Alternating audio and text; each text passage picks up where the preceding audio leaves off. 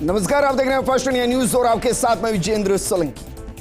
और मैं अदिति नागर। मुख्यमंत्री अशोक गहलोत का ब्रह्मास्त्र, दरअसल इसी के टैग के साथ हम सुबह से प्रोग्राम कर रहे हैं, क्योंकि राजस्थान के अंदर हर कोई जानता है कि मुख्यमंत्री सोशल सिक्योरिटी को ध्यान में रखते हुए योजनाओं को एग्जीक्यूट करते हैं। सवाल इन सब के बीच में यह है कि क्या वाकई में किसान, युवा, महिला, बुजुर्ग, कर्मचारी, उद्योग, क्या ये सब इस बजट से खुश हैं और क्या जो वो चाहते थे वो उनको मिला है? क्योंकि मुख्यमंत्री कहते हैं कि आप मांगिए, आप मांगते मांगते थक जाएंगे, मैं देता देता नहीं थकूंगा। तो क्या इस सबसे लंबे, आज तक के इतिहास के सबसे लंबे बजट में क्या सबकी उम्मीदें पूरी हो गई? आज बात इसी मुद्दे पर।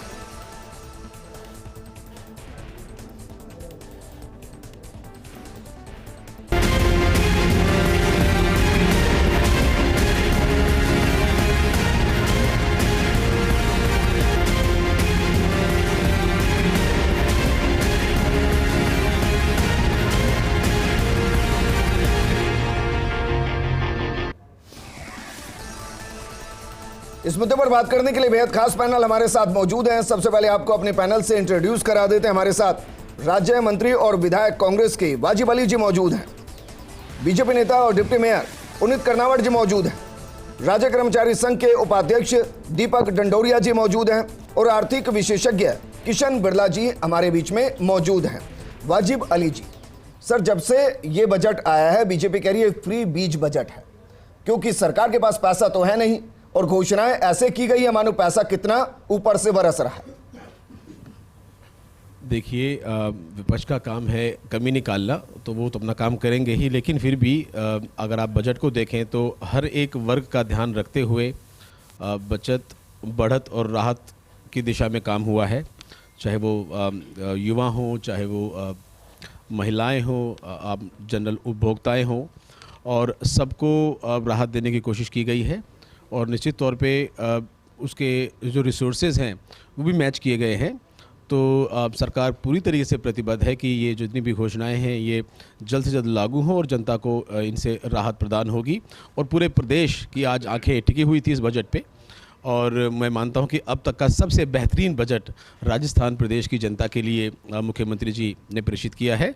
और हर एक वर्ग के अंदर एक सेटिस्फैक्शन है, क्योंकि जिस तरीके से देश के अंदर महंगाई बहुत बड़ा मुद्दा है, हर एक आम आदमी जो है अपने परिवार चलाने के लिए 6 बार सोचता है। तो हर एक तरीके से, चाहे वो एक महिलाओं के लिए अपना रसोई चलाने के लिए सिलेंडर की बात हो, चाहे उपभोक्ता को अपना बिजली का बिल देने की बात हो, चाहे युवाओं को नौकरी की बात हो, शिक्षा की बात हो, तो मुझे लगता नहीं कि कोई भी ऐसा क्षेत्र बचा है जिसमें राहत प्रदान नहीं की गई है।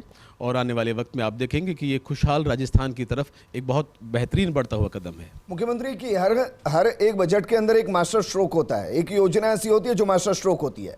इस बजट में ऐसा क्या है? ये तो सारी घोषणाएं ही मास्टर स्ट्रोक हैं, क्योंकि हर एक आदमी को टच किया गया है। आपका घर का जो बजट होता है वो इससे इम्प्रूव होगा। जैसे कि सिलेंडर की कीमत जो बहुत ज़रूरतमंद लोग हैं उन्हें कम होगी, बिजली से उनको राहत मिलेगी। उसके अलावा बच्चों के लिए वो स्कूल्स के अंदर जाएंगे तो उन्हें फ्री दूध भी मिलेगा। उसके अलावा जो हर एक उपभोक्ता है जिन्हें खाद्य सुरक्षा के तहत अब गेहूँ मिलते हैं, उन्हें फूड पैकेट्स मिलेंगे। उसके अलावा एजुकेशन के अंदर जो आरटी में, तो तब आएगा ना जब रोजगार होगा। रोजगार को टच नहीं किया गया, कोई खास वजह इसके पीछे? नहीं, रोजगार के लिए अवसर पैदा हो रहे हैं, रिकंडीशनल एरिया भी खोले जा रहे हैं। साथ साथ जितने भी संविदा कर्मी थे, एक बहुत बड़ी घोषणा आज उनके लिए हुई है कि उनको जो परमानेंट का जो उनका पाथवे है वो डिसाइड किया गया है। लगभग 1 लाख नौकरियों के लिए जो प्लान है वो सामने आया है। लगभग 3 लाख नौकरी के आसपास इस कार्यकाल में पूरी होंगी और बहुत सारी जॉब्स दी गई हैं, ज्वाइनिंग हुई हैं लोगों की। इसके अलावा जो हमारे युवा जो एग्जाम्स में अप्लाई करते हैं अलग अलग, उनके लिए की घोषणा क्यों नहीं हो पाई? देखिए, ये कोई पहले से कोई घोषणा नहीं थी कि होगी ही, वो पाइपलाइन में है, आप चल रहे हैं और मुझे पूरी उम्मीद है कि अभी तो वक्त है। हो सकता है जनता खुश हो गई हो, लेकिन आपके विधायक बहुत नाराज हैं। नहीं, हमें तो कोई नाराज विधायक नहीं मिला, सबको उम्मीदें हैं, सबको मिला है और बहुत मिला है सबको। आप ये कह रहे हैं कि नंगे पैर आने के बावजूद मदन प्रजापत जी नंगे पैर गए हैं, वो खुश होके गए? मैं ये नहीं कहता कि वो खुश हो गए हैं, स्पेशल इस पॉइंट से उनकी उम्मीदें हैं और हम सबकी उम्मीदें हैं। आने वाले वक्त में हम उम्मीद कर सकते हैं कि जिलों की घोषणाएं भी होंगी। भी तो बजट रिप्लाई आने वाला है और घोषणाएं भी बाकी हैं। पुनीत कर्नावट जी, सर, ये मत कहिएगा कि घोषणाएं पूरी कैसे होंगी, सबसे पहले ये बताइए कि बेहतरीन घोषणाएं कौन सी लगी। जिस सरकार ने पिछले 4 साल के जो बजट पेश किए हैं और उनकी घोषणाओं की क्या स्थिति है, उससे अंदाज लगा सकते हैं कि इस जाती हुई सरकार की ये जो घोषणाएं, इनका क्या अंजाम होने वाला है। 5,80,000 करोड़ रुपए के कर्जे के साथ राजस्थान की सरकार ने जितना बेड़ा गर्क राजस्थान का करना था वो कर लिया। ये धोखे और फरेब के साथ आई हुई सरकार थी और ये बजट भी ना बचत का है, ना बढ़त का है, ना राहत का है, ये धोखे का बजट है। ये आप ये कह रहे हैं कि अप्रैल के बाद जो बिजली का बिल आएगा और उसमें 100 यूनिट फ्री होगी वो धोखा है। अब ये कह रहे हैं कि अप्रैल के बाद अगर किसी को सिलेंडर भरवाने और 500 रुपए में मिल रहा है तो वो धोखा है। अब ये कह रहे हैं सर? मैं ये कह रहा हूँ कि ये बजट राजस्थान को पाकिस्तान और श्रीलंका बनाने वाला बजट है। जिस सरकार के पास कोई रोड मैप नहीं हो, जो सरकार रेवेन्यू का कोई सोर्स क्रिएट नहीं कर सकती हो, जो सस्टेनेबल ग्रोथ का कोई फॉर्मूला नहीं दे सकती हो, उस सरकार को सिवाय अपनी 4 साल की नाकामियों को छुपाने के लिए उनके पास एक ही रास्ता था कि वो इस प्रकार की थोती घोषणाएं करते। इस थोती घोषणाओं के अंदर अशोक गहलोत साहब की मास्टरी है। 9 दिन पहले यही उनका मास्टर केंद्र का बजट आया है सर, 9 दिन पहले ही। जरा बताइए देश पर कर्जा कितने लाख करोड़ का है?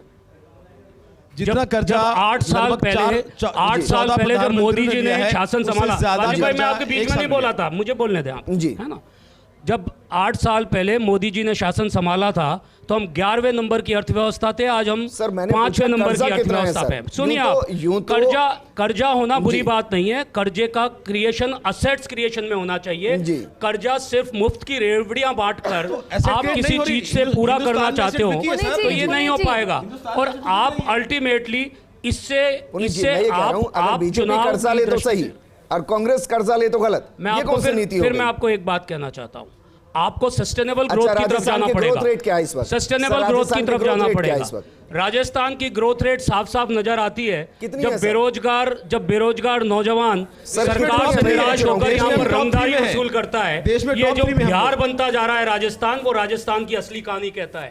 आपके स्टूडियो से बाहर निकलकर मेरे घर तक मैं ठीक सही सलामत पहुंच जाऊंगा, इसकी जिम्मेदारी किसी के पास नहीं है। आपको समझना पड़ेगा, आपको समझना पड़ेगा, अगर कोई ग्रोथ रेट पर होता है, अब 25 लाख मिल रही है और अगर आम जन को इससे राहत मिल रही है तो फिर ये झूठ है। अदिति, उसमें कुछ ऐसी क्रिटिकल बीमारियों को भी कवर किया गया है जो शायद देश में किसी भी इस तरीके की सरकार चिरंजीवी योजना के लिए मानी गई। आप अब गोल शिफ्ट कर रही हैं। आपने मेरे से पूछा कि राजस्थान की इन योजनाओं के ऊपर आधार क्या है, मैं उसकी बात कर रहा हूं। सर, मैंने पूछा था कि आपको बेहतरीन कौन सी लगी? चिरंजीवी योजना के अंदर आज कितने अस्पतालों में इलाज हो पा रहा है, इसके बारे में एक बार फील्ड सर्वे कर लेते हैं, आपको मालूम पड़ जाएगा। लोग अस्पताल में भर्ती हो जाते हैं और उसके बाद इलाज होने की स्थिति आती है, तब डॉक्टर कह देता है कि हम तो ये इलाज नहीं कर पाएंगे। मैं ये सवाल कर रहा हूं सर, मैं गंभीर सवाल कर रहा हूं कि जो आरोप स्टूडियो में बैठकर लगाए जाते हैं, वो सब आरोप या उनके व्हाइट पेपर विधानसभा में क्यों नहीं मांगे जाते? जब सरकार ये कहती है कि 1 करोड़ से ज्यादा लोगों को चिरंजीवी योजना का फायदा दिया गया है, तो वहां पर व्हाइट पेपर मांगिए सर। डॉक्टर सीपी जोशी कह रहे थे कि जिन प्रश्नों का जो प्रश्न लगे हैं उनका उत्तर दीजिए। कल कोई ये नहीं कहे कि मैं जब अध्यक्ष था तो उन प्रश्नों का उत्तर नहीं मिला। ये इस सरकार की असलियत है, जब प्रश्न पूछे जाते हैं तो उसके उत्तर नहीं दिए जाते और इसीलिए सत्रावसान नहीं किया जाता ताकि विधायक उन नए प्रश्न नहीं पूछ सके। ये पूरी सरकार सिर्फ और सिर्फ दिखावे की सरकार है और ये सरकार 4 साल तक सत्ता संघर्ष के लिए जानी जाएगी, जो आपस में ही सत्ता संघर्ष करते रहे। राजस्थान का जितना बेड़ा गर्क किन्हीं 4 सालों में हो सकता था, तो ये 4 साल जाने जाएंगे। हमारा इसलिए मुद्दा नहीं क्योंकि किरोड़ीलाल मीणा जी भी कहते हैं कि प्रदेश अध्यक्ष आए थे धरने पर और कह के गए थे पूरी यूथ बीजेपी को लगाएंगे, लेकिन फिर कहीं दिखाई नहीं दिया, उनकी नाराजगी थी इस बात को लेकर। लेकिन आज हम सिर्फ बजट पर बात कर रहे हैं सर। हमारे साथ किशन है। किशन, ये एक वाकई में एक बड़ा इशू है और मैं चाहूंगा कि इसको आप सेंटर के साथ कंपेयर करके समझाएं कि क्या वाकई में 5,80,000 करोड़ का कर्जा इतना ज्यादा है कि इन योजनाओं को एग्जीक्यूट किया नहीं जा सकता? बिल्कुल, आपने सही कहा कि जो फिस्कल डेफिसिट है as compare to central, it is more than requirement, मतलब जो होना चाहिए था उससे बहुत ज़्यादा है। लेकिन कई नीतियाँ जो गहलोत साहब ने आज बजट में दिखाई है वो वाकईता में दर्शाती है उनका डेवलपमेंट का बजट है, जिसमें से अगर मैं आपको फर्स्टली बताना चाहूँ, 500 करोड़ रुपए जो उन्होंने युवा कल्याण कोष में दिया है, वो एक युवाओं के रोजगार के लिए, युवाओं को आगे बढ़ने के लिए, युवाओं को संबल बनाने के लिए, युवाओं को प्रगतिशील बनाने के लिए, राजस्थान को प्रगतिशील बनाने के लिए बहुत अच्छा कदम है। और सेकंड, अगर राजस्थान सरकार में अगर किसी ने गहलोत साहब ने किया है तो एजुकेशन पर सबसे ज़्यादा जो आज तक नहीं हुआ 18% का बजट, मेडिकल पे 8% का बजट उन्होंने दिया है। दैट इज़ ट्रेमेंडस, और ये होना ही चाहिए। जब तक हमारा स्वास्थ्य और शिक्षा अच्छी नहीं होगी हम कुछ नहीं सकते, हमारा प्रदेश आगे नहीं बढ़ सकता। लेकिन मेरी गहलोत साहब से एक अर्जना थी कि आपने उद्योगों के विकास के लिए क्या किया, आपने क्या किया उद्योगों के विकास के लिए? क्यों आपके आके यहाँ पर राजस्थान में इंडस्ट्री लगाएगा? आपने क्या दिया? आपने केवल 200-250 करोड़ रुपए का एक MSME सेंटर के लिए दिया। आपने 200 करोड़ रुपए का एक MSME सेंटर जो विश्वकर्मा इंडस्ट्रियल एरिया में जो आप बोल रहे हैं कि हर इंडस्ट्रियल एरिया में लगेगा, उससे क्या होगा गहलोत साहब? कुछ नहीं होने वाला। सर प्लीज आपने कई योजनाएं पहले करी। आपने रिप्स 2022 राजस्थान समिट के टाइम पे आपने रिप्स 2022 लेके आए 10 अक्टूबर, अराउंड 7 to 10 अक्टूबर के आसपास रिप्स 2022 आप फटाफट में लेके आए, लेकिन अभी तक आप इंप्लीमेंट नहीं कर पाए उसको। आज 10 अक्टूबर के बाद आज तक अगर किसी उद्यमी को बेनिफिट लेना है वो बेनिफिट नहीं ले पा रहा है। आपने मुख्यमंत्री लघु उद्योग योजना लास्ट फाइनेंशियल ईयर में अनाउंस किया था, बजट में अनाउंस किया था, जिसमें आपने 10 करोड़ रुपए तक 6% की सब्सिडी का अनाउंस किया था। आपकी 6 महीने योजना चली, उसके बाद आपने उसका बजट कम कर दिया।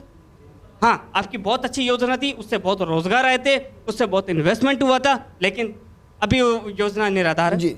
निराधार, आपके पास बजट नहीं है, लेकिन मैंने बजट कम कर दिया गया। उसका एकमात्र कारण ये है कि सरकार के पास रेवेन्यू का कोई सस्टेनेबल मॉडल नहीं है। किशन, आप इस प्रोग्राम में आर्थिक विशेषज्ञ के तौर पर इंट्रोड्यूस किए गए। मैं उसी हिसाब से आपसे जानना चाह रहा हूं कि भाई कहां से पैसा आएगा? व्यवस्था तो होगी ना बजट में? बिल्कुल, पैसा आने के लिए इन्होंने जो किया है वो थोड़ा सा बहुत युवाओं को जो कल्याण कोष इन्होंने बनाया है, उस युवाओं के कल्याण कोष से कहीं ना कहीं नए रोजगार सेंटर होंगे, नई उद्यमी बनेंगे, छोटे छोटे रोजगार करेंगे, जो एक्सपोर्ट करेंगे, कुछ डोमेस्टिक करेंगे, कोई इंटर स्टेट करेंगे, उससे रोजगार तो डेवलप होगा। नो डाउट डेवलप होगा। ये रहता है जो अभी आज कांग्रेस को भी था कि GST का मुद्दा जब से आया है तो GST के पैसे सेंटर रिलीज नहीं कर रहा। तो अगर GST के पैसे सेंटर रिलीज करे, चाहे डबल इंजन की सरकार, चुनावी बातें अलग हैं, लेकिन केंद्र और राज्य का एक दूसरे के लिए करे। इसमें एक चीज एक और अभी गहलोत साहब ने की कि GST रिफंड को इन्होंने लिमिटेशन किया है कि GST रिफंड अगर किसी व्यापारी का बनता है तो उसको 3 सप्ताह में उसको रिफंड करना होगा। लेकिन केंद्र से मिलने की बात मैं करूं। जी हाँ, केंद्र का शेयर हमेशा आने में लेट रहा। रेवेन्यू जनरेशन की जहां बात हो तो बहुत सारे नए इंडस्ट्रियल एरिया खोले जा रहे हैं। ईज ऑफ डूइंग बिजनेस के लिए सिंगल विंडो खोली गई है ताकि बहुत सारे इन्वेस्टमेंट आराम से आ सकें और बहुत सारे एवेन्यूज भी हुए हैं। तो इन चीजों से डेवलपमेंट भी आएगा और जो इन्वेस्टमेंट भी होगा तो रोजगार के अवसर भी पैदा होंगे। कृषि बजट कहेंगे, कौन सा बजट कहेंगे? जी, ये बजट जाती हुई सरकार का बजट है। ये खुद को सत्ता में बनाए रखने का जो संघर्ष था उसकी परिणति है। आप समझ लें कि इस बजट का इम्प्लीमेंटेशन करने का की ताकत इस सरकार के पास नहीं है, इसका पैसा इस सरकार के पास नहीं है। देखिए, आप तो ये बजाएं एक आप मुझे बताइए, आप मुझे बताइए 1 करोड़ 35 लाख स्मार्टफोन देने थे। आप सुने विजेंद्र सुने, पिछले बजट का मास्टर स्ट्रोक अशोक गहलोत, पिछले बजट का मुख्यमंत्री अशोक गहलोत सदन के अंदर बीजेपी के 4 साल और कांग्रेस के 4 साल का कंपेयर कर रहे थे। बीजेपी के नेता वहां पर मौजूद थे जी। मुझे बताइए, एक प्रेस कॉन्फ्रेंस बताइए जो इसको लेकर बीजेपी ने की और कहा हो कि मुख्यमंत्री ने जो आंकड़े दिए हैं वो सरासर गलत है। आप मुझे एक प्रेस कॉन्फ्रेंस बताइए सर।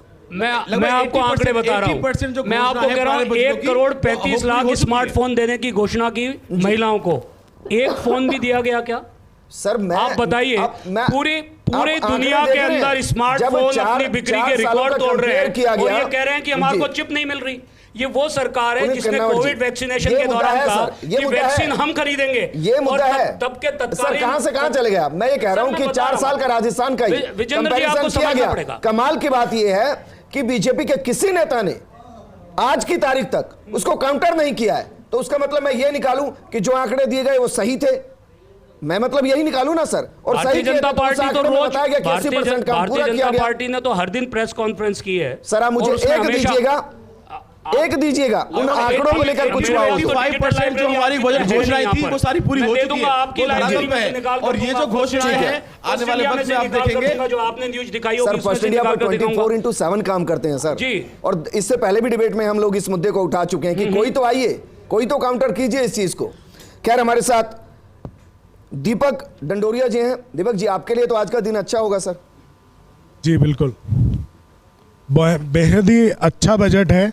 आप देख रहे हैं, सबसे पहले मैं ये बता देना चाहता हूँ, विपक्ष और भारतीय जनता पार्टी इतनी बौखलाई हुई है, पिछले 2 दिन से 3 दिन से इन लोगों को नींद नहीं आ रही है। बचत, राहत और बढ़त देखकर इनका ब्लड प्रेशर बढ़ गया है।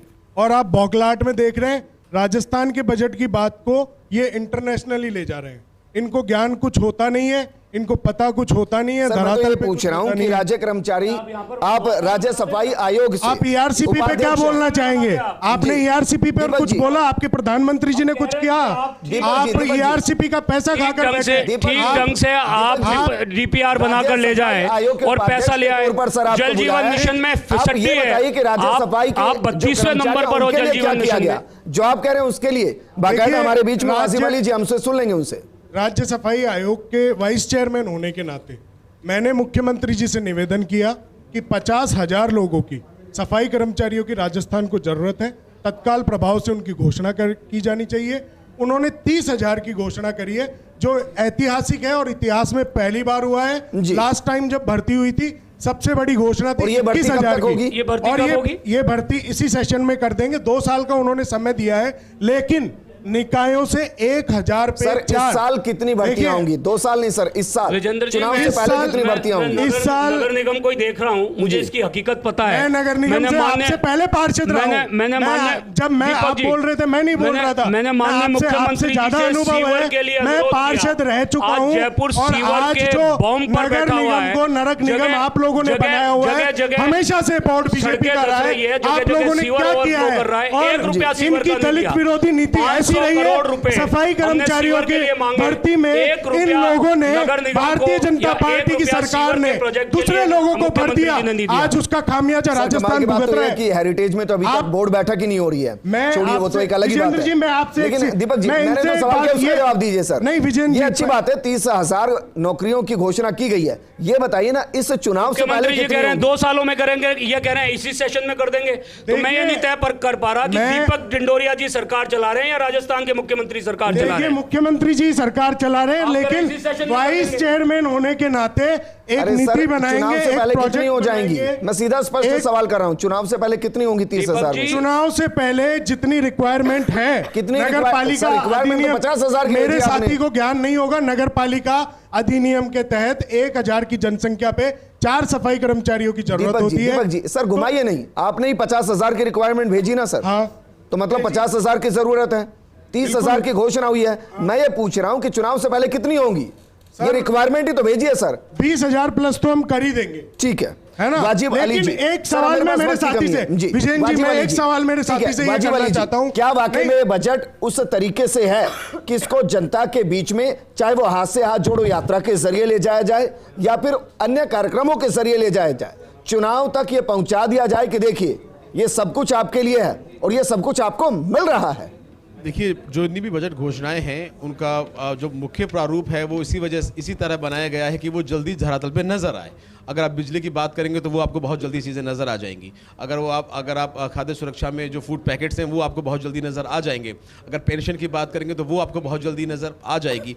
तो मुझे लगता नहीं कि इसको बहुत बड़े प्रचार की जरूरत है। ये आम जनता के जीवन में बदलाव लाने वाली चीज़ें हैं। बैठे जो आपके बड़े नेता हैं, जो प्रभारी हैं, वो ये डिस्कस कर चुके हैं कि पिछली बार भी जो घोषणाएं बड़ी ही बेहतर हुई हों, लेकिन ये जन जन तक नहीं पहुंची। प्रचार तंत्र खराब है और ये कंसर्न रहा है। और इस बार जो वो आए और उन्होंने सदन में सुना पूरा भाषण, वो इस बार भी इस बात के लिए चिंतित थे कि ये प्रचार तंत्र इतना बेकार है कि घर घर तक नहीं पहुंच पाएगा। जिनके लिए आपने किया है वो उनको पता ही नहीं होता। लेकिन मुझे लगता है इसका सोल्यूशन आज देश के सारे जो बड़े अखबार थे उन पे मोदी जी की फोटो थी, तो प्रचार प्रसार में इनका बजट बहुत ज्यादा है, वो बहुत एक्स्ट्रा करते हैं।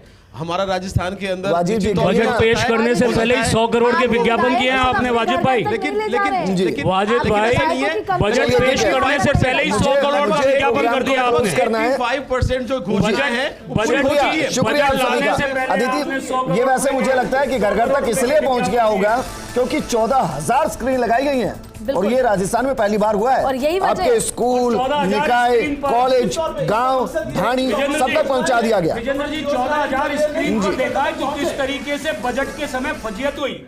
लोकतंत्र का गला घोटा गया। कौन सा बजट पढ़ रहे हैं? चलिए माननीय शुक्रिया। विधायक बैठे। सभी हमारे साथ जुड़े इस प्रोग्राम में। ये हमने रैपिड फायर कंक्लूजन इसलिए किया ताकि आपको इस बजट के सियासी एंगल भी समझ में आ जाए। नमस्कार।